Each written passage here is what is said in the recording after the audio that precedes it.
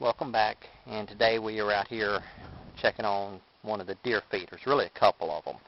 We've got 2 months till opening weekend of deer season. I'm taking the rechargeable batteries out of the deer feeders. I'm going to take them home, charge them, come back up here tomorrow or the next day, fill the feeders up, and put the freshly charged batteries back in them. Now, I was out here about a week ago looking for some deer tracks and some hog tracks, and I found a hog waller that I showed in another video, and it was all dried up, cracked up. The ground was cracked, had real deep cracks in it because we had not got a lot of rain in several weeks.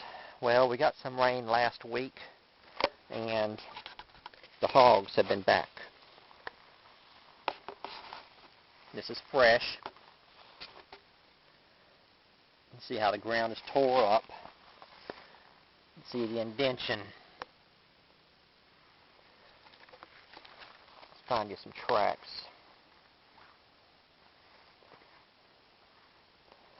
We've got a trail going back into the woods. There we go. There's a fresh hog track right there. Now, difference between hog tracks and deer tracks is a lot of people get those confused. Hog tracks are rounded on both ends. Deer tracks are not. Deer tracks are pointed on one end and round on the other. And a hog track is round on both ends.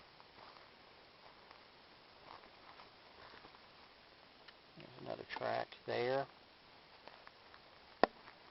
Trying to figure out what direction they came from, because hogs usually travel in packs. Here is a hog track and a deer track side by side. This is the deer track. See the point right there, and you see the line in between the toes of the deer, and it comes up to 2 good points.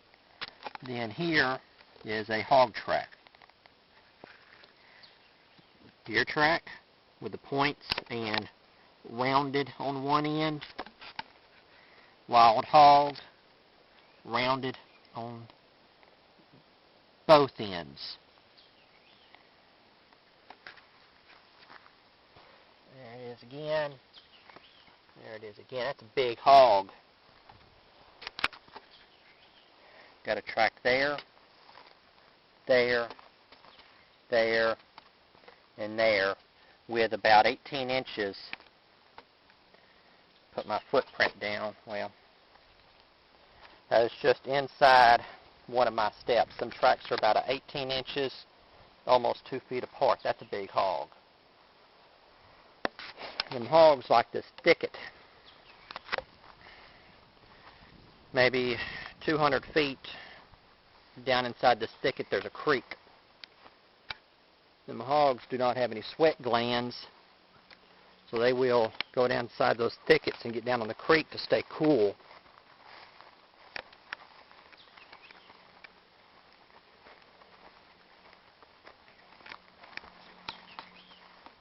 And here's another good hog sign right on these pine trees. You see the dirt. See how the pine tree changes colors. And here it's been used as a scratching block. Them hogs will, you see the dirt underneath the pine tree, how pine straw is just pushed away from it. Let's take a look at another pine tree.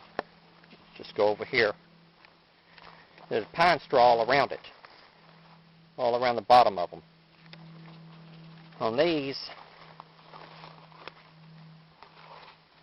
there's dirt on the bottom of the tree, or mud.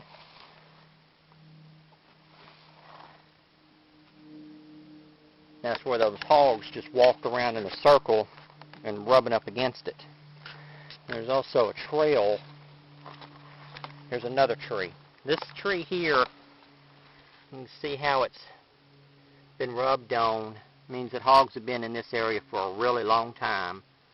because all the bark has been wore off of it in that one spot. See the difference in the bark right there?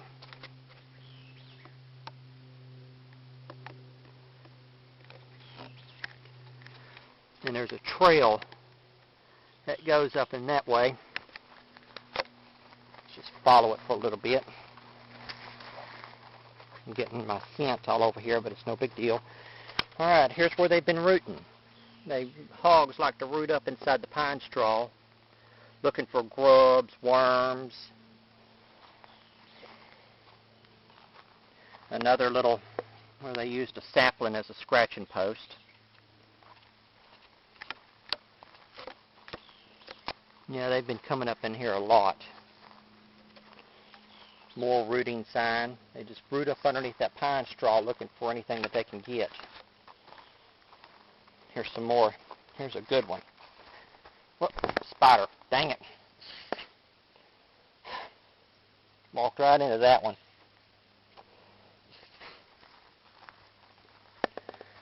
Where they rooted up. Just tore up the ground looking for whatever they can find to eat. And looky here. Hog dung.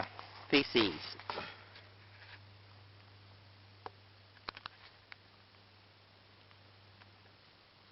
Now I know that's not deer because deer is shorter and narrower than this.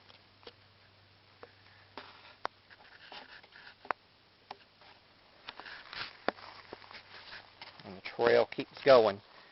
There's a creek down in here, maybe another 100 feet or so. It's the same creek that I pointed out to y'all to our left. The creek is directly behind me, 100 feet or so. What this creek does is it circles behind me and then goes around that way. There's another creek right to my left, but it's a smaller one, and it comes around and ties in. So there's a tie-in point down there, and there's also a big pool of water down there, big enough to go fishing in.